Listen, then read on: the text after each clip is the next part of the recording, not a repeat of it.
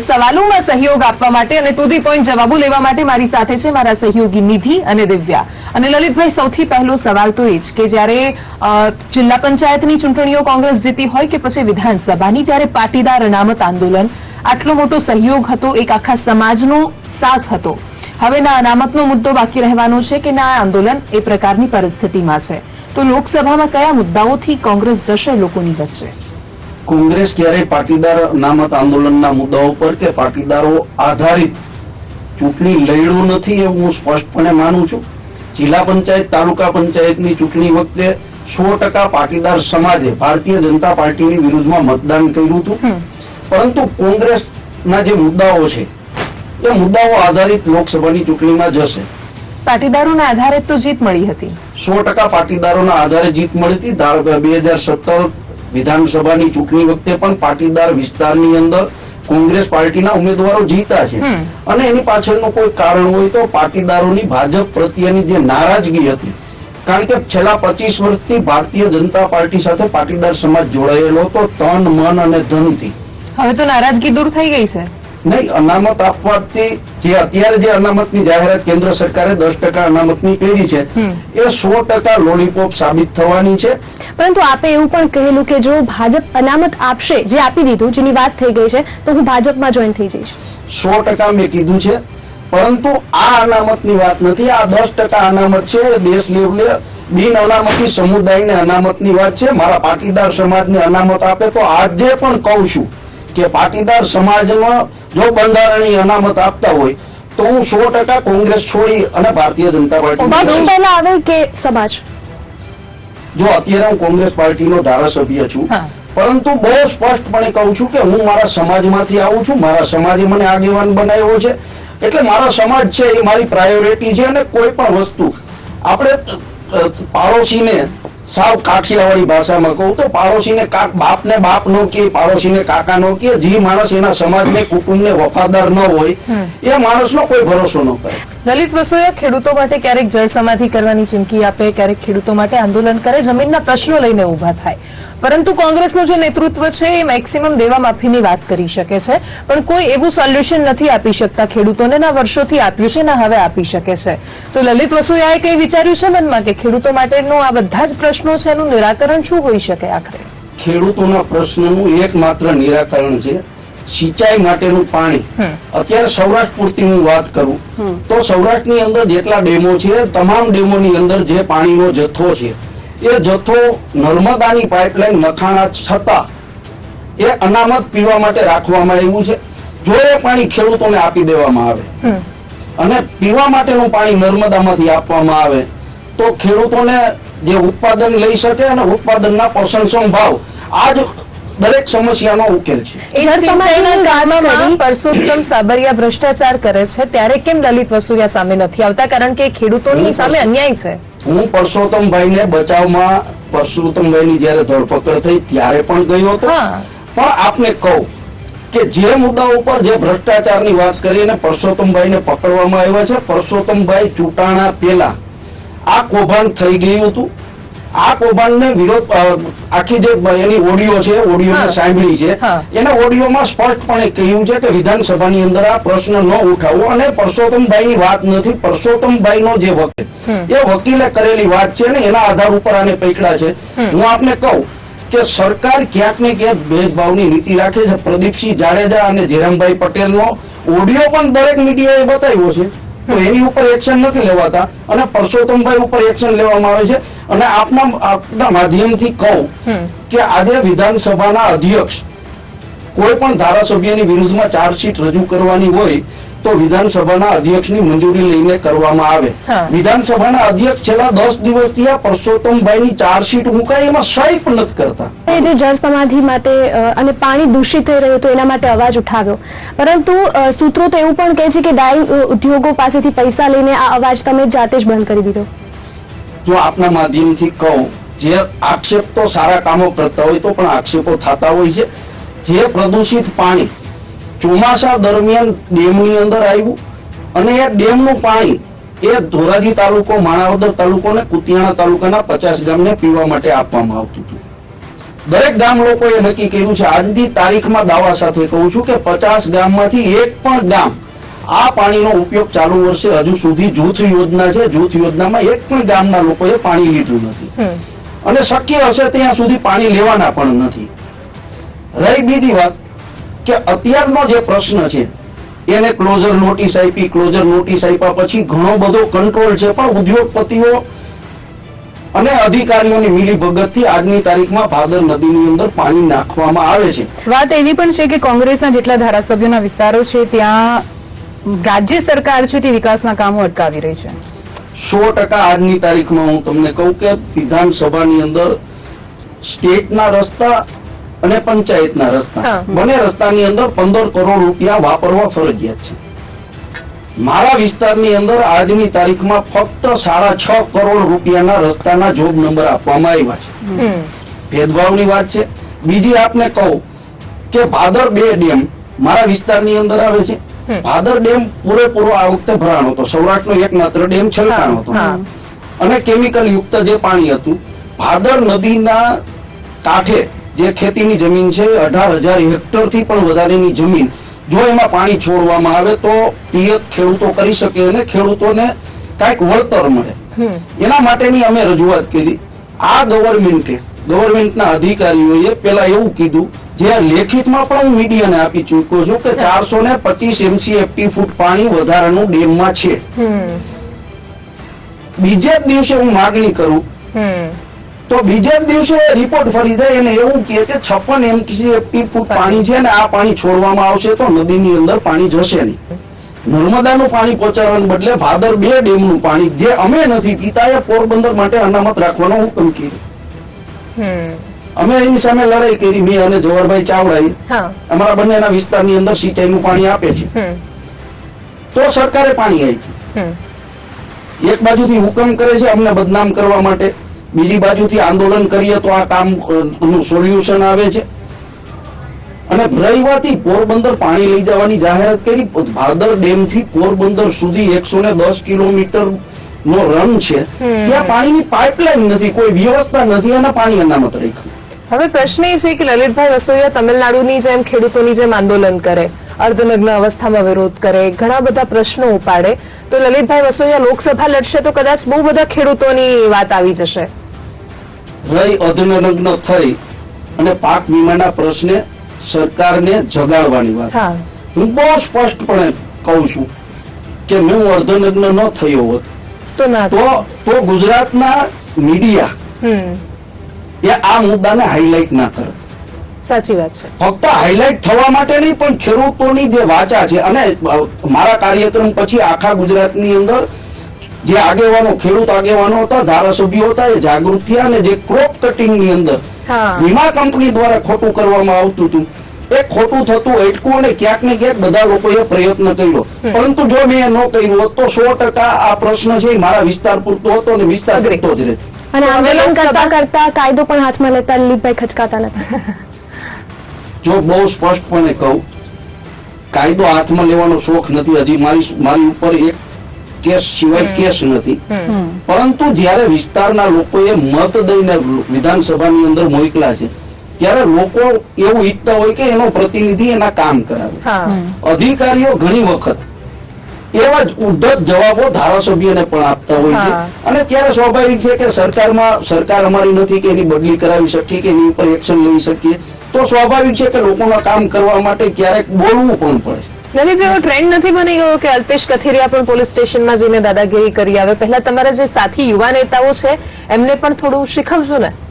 આ રીતનું વર્તન યોગ્ય છે? શું લાગે છે? 100% હું કહું છું કે અલ્પેશને અમે બધાએ બહુ સારી રીતે સમજાવીને કીધું છે કે આપણે થોડું કંટ્રોલમાં, ભલે પોલીસ ખોટું કરે છે એની સામે લડાઈ કરવાની છે, પણ જાહેરની અંદર જે રીતે વર્તન કર્યું એ વર્તન અયોગ્ય વર્તન હતું અને બીજી વખત આપણે ધ્યાન રાખવું જોઈએ. અને લોકસભા વાળો પ્રશ્ન, લોકસભા લડવાની કેટલી ઈચ્છા છે અને લડવી જોઈએ ને? આટલા સારા નેતા છો તો. બહુ સ્પષ્ટપણે કહું કે લોકસભા લડવાની એક તકો પણ મારી પણ જસદણમાં પણ આપનું નામ વહેતું થયું હતું અને આપને ખુદે કહ્યું કે પોરબંદર થી લડવાની ઈચ્છા ખરી. હા, મેં મીડિયાને મને પૂછ્યું એ રીતે કે તમને પાર્ટી આદેશ કરશે તો તમે લડશો, હા કઈ લોકસભાની સીટ ઉપર લડશો, તો સ્વાભાવિક છે હું એમ કહું કે પાર્ટી આદેશ કરશે ને મારે લડવાની થશે તો હું પોરબંદરમાંથી આપના લડું. ગુરુ સામે લડવાની પણ આપ વાત કરી રહ્યા હતા સર. મારા ગુરુ નહીં, મારા મિત્ર, કારણ કે એની પેલાનો રાજકારણમાં હું હતો અને રાજકારણમાં એને લઈ આવનાર પણ હું હતો. તો કયા પક્ષની કાર્ય કરવાની પદ્ધતિ વધારે સારી છે? કારણ કે તમે બે જગ્યાએ કામ કરીને આવ્યા છો. આપની વાત સાથે સહમત છું. ભારતીય જનતા પાર્ટીની અંદર હું ઝાઝા વર્ષ સુધી મેં રાજકારણ કર્યું છે, રાજભરમાં રહ્યો છું. એની જે કામ કરવાની પદ્ધતિ છે એ શિસ્તબદ્ધ રીતે કામ કરે છે, પણ એને બીજા અર્થમાં કહી શકું કે શિસ્તના નામે કાર્યકર્તાઓને, આગેવાનોને ગુલામ બનાવે છે. જ્યારે કોંગ્રેસ પાર્ટીની અંદર હું આવ્યો છું, કોંગ્રેસ પાર્ટીની અંદર દરેક લોકોને એની વાત પાર્ટીની અંદર ખુલ્લામાં અને જાહેરમાં જેમ પણ કરવાની ગ્યાસુદ્દીન છૂટ છે. શેખ લોકશાહી ગ્યાસુદ્દીન શેખ પ્રક્રિયાને વાત કોંગ્રેસ કરે છે. પાર્ટી અનુભવ કરે. જેમ કે એટલા ગ્યાસુદ્દીન શેખ વાત કરે માટે છે. જ સિનિયર અને યુવા નેતાઓ વચ્ચેની જે અત્યારે ફૂટ હાલની- સામે આવે છે. હા. અને અત્યારું નથી, જેટલી વાર ચૂંટણીઓ આવે છે પહેલા આવી જ કંઈક સ્થિતિ હોય છે. ક્યાંક ને ક્યાંક વર્ચસ્વ માટેની લડાઈ હોય એ સ્વાભાવિક છે, પરંતુ જે સિનિયર નેતાઓને અને બાકીના લોકોની અત્યારે જે અમિતભાઈ કે પરેશભાઈ સામેની વાત છે, આ વાત હું એટલા માટે નથી માનતો કે સિનિયર નેતાઓના પણ હું સંપર્કમાં છું.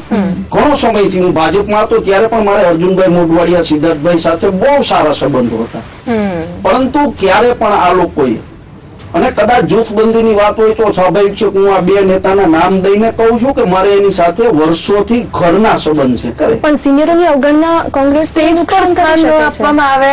સિદ્ધાર્થભાઈ એટલે ચિમનભાઈ પટેલનું ક્ષેત્ર છે જસદણ, છતાં પણ ક્યાંય સિદ્ધાર્થભાઈ એટલા ચિત્રમાં ના જોવા મળ્યા, એટલે એનું માઠું તો લાગવાનું જ છે એમને. સિદ્ધાર્થભાઈ જસદણની ચૂંટણીની અંદર શિવરાજપુરમાં મારા, મને જે વિસ્તારનો હું પ્રભારી હતો એ વિસ્તારની અંદર સભા કરવા માટે 2 દિવસ આવ્યા હતા. હા, એ ખ્યાલ છે. અને સિદ્ધાર્થભાઈ જે લોકો અમે પ્રભારી તરીકે કામ કરતા હતા, ક્યાં શું કરવું ઘટે શું નહીં એનું અમને સતત માર્ગદર્શન આપતા હતા. પણ બધાએ જે ફોર્મ ભર્યા, તમે કહું કે મેં પણ ફોર્મ ભર્યું, 5-7 લોકોએ ફોર્મ ભર્યા, ગેમ કરવાની કોશિશ કરી, ભલે એમાં કોંગ્રેસની જ ગેમ થઈ ગઈ, પણ છતાં પણ એમાં ક્યાંય કેમ સિદ્ધાર્થ પટેલ ન દેખાયા? નહીં, ફોર્મ ભરવાની પહેલે તો અત્યારે ચિમનભાઈ પટેલનો મત વિસ્તાર નથી કે એનું ક્ષેત્ર નથી, પણ ભલે આખું ગુજરાત સિદ્ધાર્થભાઈનું ક્ષેત્ર છે એ સ્વીકારું છું, પરંતુ ત્યારે પોલિટિકલી રીતે જસદણની અંદર જે વાત હતી એ વાતના આધાર ઉપર મેં અને સોમાભાઈએ પાર્ટીના સિનિયર લોકોની સૂચનાથી ફોર્મ ઉપાડ્યા હતા. ઠીક છે, 3 રાજ્યોમાં કોંગ્રેસે જે જીત મેળવી તે બાદ જસદણના જે પરિણામ સામે આવ્યા, આપ સહિત જે આગેવાનોને ઉતારવામાં આવ્યા હતા મેદાને, છતાં પણ આ પ્રકારનું રિઝલ્ટ સામે આવ્યું છે, ક્યાં કાચું કપાયું લાગી રહ્યું છે. અને તમારા પર તો ઢોળી જ દેવામાં આવ્યું છે કે પરેશ ધાનાણીનું ગ્રુપ હતું અને હતા એ ના કરી શક્યા, એટલે હવે સિનિયરોને આગળ લાવો. મારું ગ્રુપ પરેશભાઈનું ગ્રુપ કે એવું નથી, હું કોંગ્રેસ પાર્ટીના ગ્રુપમાં છું. રહી બીજી વાત કે જસદણની અંદર જ્યારથી કુંવરજીભાઈ ત્યાં 5 વખત વિધાનસભા જીતા છે, લોકસભાની અંદર જીતા છે અને એનું કાર્યક્ષેત્ર છે. કોળી સમાજના મતો મેક્સિમમ એ વિસ્તારની અંદર છે. કુંવરજીભાઈનું પ્રભુત્વ છે, એ ભારતીય જનતા પાર્ટી સમજતી હતી એટલે જ કોંગ્રેસમાંથી એને કેબિનેટ મંત્રી બનાવીને લઈ ગયા. કોંગ્રેસ પાર્ટીનો ઉમેદવાર છે એ ચૂંટાયો તો વિરોધ પક્ષનો ધારાસભ્ય રહે, પણ કુંવરજીભાઈ કેબિનેટ મંત્રી છે તો 100% વિકાસના કામો થાય. લોકો એવું એ જ વિચારે. મોટું ફેક્ટર છે, પરંતુ એવું લાગે કે પાટીદારના મતો ત્યાં નથી મળ્યા, ગુમાવવા પડે કોંગ્રેસે. હું આજની તારીખમાં આંકડાકીય માહિતી સાથે મારે આજે પ્રદેશમાં પણ પ્રમુખ શ્રી આરે ચર્ચા થઈ છે, આંકડાઓ આપ્યા છે. પટેલના જેટલા ગામો છે પાટીદાર સમાજના, એ તમામ ગામમાંથી હું દાવા સાથે કહું છું, અને આંકડા હું લઈ આવ્યો નથી. લલિતભાઈ, આટલા સારા આપ નેતા છો, લોકોના પ્રશ્નો ઉપાડો છો, તો પછી લોકસભા લડવી જોઈએ ને તમારે. સારા નેતાઓની જરૂર છે. વિધાનસભા વિસ્તારની અંદર હું કામ શીખું છું, 5 વર્ષ લોકોના કામ કરું અને લોકોના કામ કર્યા પછી આવતી વખતે લોકસભાની ચૂંટણી માટે હું વિચારીશ. ઘણા બધા સિનિયર આગેવાનો મારા વિસ્તારમાં છે અને એને લોકસભા, જેમ કે અર્જુનભાઈ મોઢવાડિયા. હા, પણ ધોરાજીમાં જ મતલબ આપના જ કાર્યકરોમાં આપના વિરોધના મતો છે, આપના વિરોધ છે એ લોકો. ધોરાજી ઉપલેટા વિસ્તારની અંદર કોઈ પણ કોંગ્રેસનો કાર્યકર્તા કે કોઈ પણ કોંગ્રેસનો આગેવાન મારી વિરુદ્ધમાં નથી. મારી એક પદ્ધતિ છે કામ કરવાની કે જે લોકો મારી સાથે કામ કરતા હોય એની હારે પારિવારિક સંબંધ રાખું છું, રોજના સંપર્ક રાખું છું, એટલે મારી સામેની આ એક વાતમાં વિવાદ થયો હતો કે મારા જે શુભેચ્છાના પોસ્ટરો હતા એ પોસ્ટરોની અંદર કોઈ શાય ઉડાડી ગયું. એમાં એવું લાગે છે કે CCTV કોંગ્રેસ થી ઉપર છો તમે. નહીં, ત્યારે હું ગુજરાતની બહાર હતો અને મારા કાર્યકર્તાઓએ બાકીના લોકોએ પોસ્ટર લગાડ્યા, એટલે મારા કાર્યકર્તાઓએ મારા પોસ્ટર લગાડ્યા હતા. એમાં પાર્ટીનો સિમ્બોલ રહી ગયો હતો. પરંતુ મારા એકના મુદ્દે આ વિવાદ ઉભો થયો. એ પછી મેં ત્રણેક લોકોના, ભારતીય જનતા પાર્ટીના 3 લોકોના વિડીયો બનાવીને એના પોસ્ટરની અંદર ગણપત વસાવા, તો એ મેં મીડિયાને આપ્યું હતું કે આ ગણપત વસાવાના પોસ્ટરો લાગ્યા છે, એમાં બીજા કોઈનો ફોટો નથી અને પાર્ટીનું સિમ્બોલ પણ નથી. સ્વાભાવિક છે ભૂલ થઈ હોય, પણ પાર્ટીથી ઉપર કોઈ નથી. લલિતભાઈ, હવે કામ કરવાની પદ્ધતિની તમે વાત કરી તો પ્રશ્નો એ થાય છે કે લલિતભાઈ ઘણા બધા મુદ્દે લડત આપતા હોય છે. સવારે મોંઘવારીના મુદ્દે વિધાનસભાની બહાર આંદોલન કરે, રેલી કાઢે, સાંજે જઈને પગાર વધારો સ્વીકારી લે. આ તો સેટિંગ થયું ને? જો પગાર વધારાના મુદ્દે હું એટલા માટે નહોતો બોલ્યો, અને પહેલું જ મારું નિવેદન હતું કે પગાર વધારો જે થયો છે બહુ અપૂરતો અને ઓછો પગાર વધારો છે. આ મેં એટલા માટે કીધું હતું કે મારો પગાર ઉપર મારા મત વિસ્તારના લોકોનો અધિકાર છે, એના મતથી હું ચૂંટાયો છું. અને વિધાનસભાની ચૂંટણી લડતી વખતે પણ મેં સોગંદનામા ઉપર કીધું હતું કે મને મળતો પગાર છે મારા વિસ્તારના ગરીબ દર્દીઓ માટે હું વાપરીશ. ગુજરાત વિધાનસભાના 182 ધારાસભ્યો ભારતીય જનતા પાર્ટીના લડ્યા, કોંગ્રેસના લડ્યા. એના તમે સોગંદનામા મિલકતના જો, એમાં સૌથી ગરીબ ધારાસભ્ય અત્યારે 182 માંથી ચૂંટાયેલો હું છું. છતાંય મને મળતો પ્લોટ મારા વિસ્તારના એક ટ્રસ્ટને મેં લખી આપ્યું છે કે આ જીવન આ પ્લોટ હું આ ટ્રસ્ટને આપું છું ને ટ્રસ્ટ એમાં જે ગરીબ દર્દીઓ અમદાવાદ સુધી સારવાર માટે આવતા હોય કે કોઈ વિદ્યાર્થીઓ અહીંયા હોય તો એના માટે મકાન બનાવી અને એમાં રહે. તમે કહો છો કે તમે તમારો પગાર નથી લેતા, સેવામાં આપો છો, પણ અમુક ડાયરાઓમાં તમે પૈસા ઉડાવતા પણ જોવા મળો છો. મારા પરિવારનો, અમારા સુરાપુરા દાદાનો કાર્યક્રમ હતો વાંકાનેર, અને એ વાંકાનેર કાર્યક્રમની અંદર બાકીના જે લોકો બેઠા હતા, મેં કીધું ને કે હું સૌથી ગરીબ ધારાસભ્ય છું, દાવા સાથે. એટલે જ પૂછ્યું તમે સૌથી ગરીબ છો તો પૈસા કેમ ઉડાવો છો? એ પૈસા સ્વાભાવિક છે, બાજુમાં કાર્યકર્તા બેઠો હોય, ધારાસભ્ય પદે ચૂંટાયા છે તો અમને સાથે લઈને એમ કે લો પૈસા ઉડાડો. હવે લલિતભાઈ, લોકસભાના મુદ્દાઓની વાત કરીએ તો તમે વિધાનસભામાં ઘણા બધા સવાલ પોતાના ક્ષેત્રના કર્યા છે, પણ અત્યારે જે 26 સાંસદો છે એમાંથી ઘણા બધા સાંસદો એવા છે તમારા ક્ષેત્રના પણ કે જે સવાલ નથી કરતા પોતાના ક્ષેત્રના.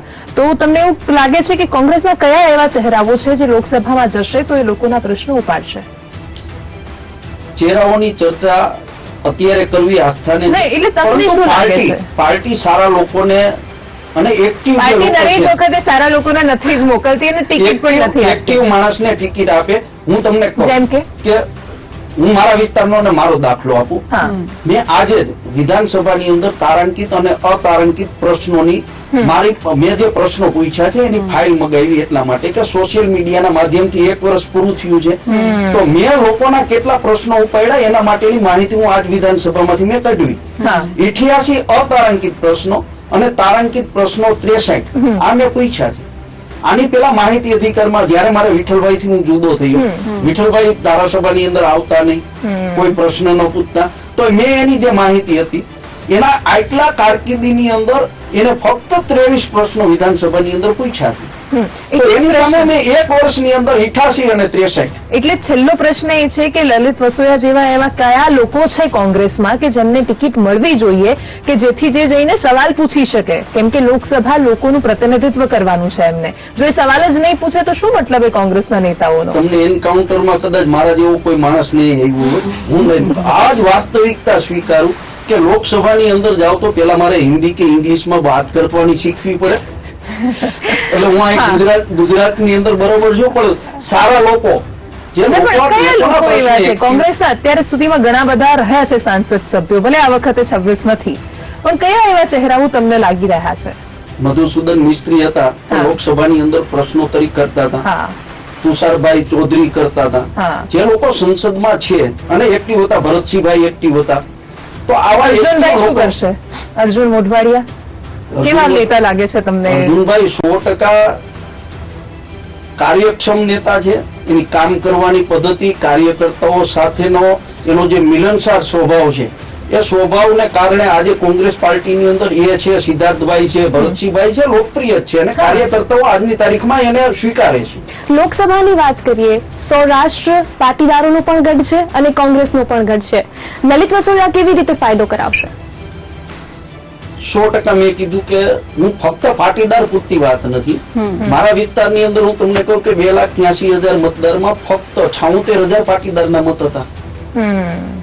છતાંય હું 25,000 થી વધારે મતે જીતો છું. અન્ય સમાજના લોકો જેના તમે કામ કરો તો સ્વાભાવિક છે કે લોકો તમારી સાથે રહેવાના છે. અને લોકોને અત્યારે કામ કરતો માણસ ગમવાનો છે. હું તમને સ્પષ્ટ કહું કે મારે રાત્રે 2 વાગે ફોન આવ્યો હોય તો મારો ફોન હું પણ મારા વિસ્તારના કે બીજા વિસ્તારના ખેડૂતોનો કે બાકીનાનો પ્રશ્ન હોય તો એ પ્રશ્નનો હું જવાબ આપું છું, એનો પ્રશ્ન પતાવવા માટે પ્રયત્ન કરું છું. પણ વાત તો એવી પણ છે કે ખેડૂતોનો મુદ્દો એટલા માટે લલિત વસોયા ઉઠાવે છે કારણ કે એમને લોકપ્રિયતા મેળવવી છે. 100% રાજકારણની અંદર છું.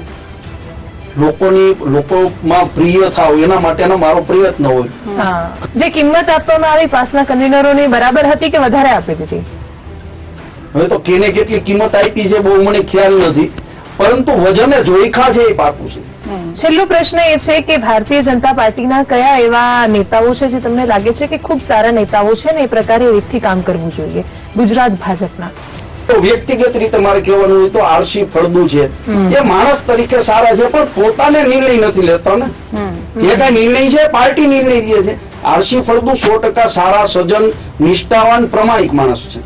તમે ભાજપમાં રહ્યા છો, કોણ વધારે સારી રીતે ટિકિટની વહેંચણી કરી શકે છે, ભાજપ કે કોંગ્રેસ? કોનું શીર્ષ નેતૃત્વ? કેમ કે બંનેમાં નિર્ણય તો આખરે શીર્ષ નેતૃત્વ કરવાનું છે. અત્યારે પરિસ્થિતિ એવી છે કે ભારતીય જનતા પાર્ટી પાસે સત્તા છે, પૈસા છે અને સંગઠન છે. એને કારણે જે લોકોને ટિકિટ આપે છે સ્વાભાવિક છે ચૂંટાય છે. એટલે એનો જશ છે એ સ્વાભાવિક નેતૃત્વને મળવાનો છે કે સારા લોકોને ગોતીને ટિકિટ આપી. થેન્ક યુ લલિતભાઈ, મારી સાથે વાતચીત કરવા બદલ.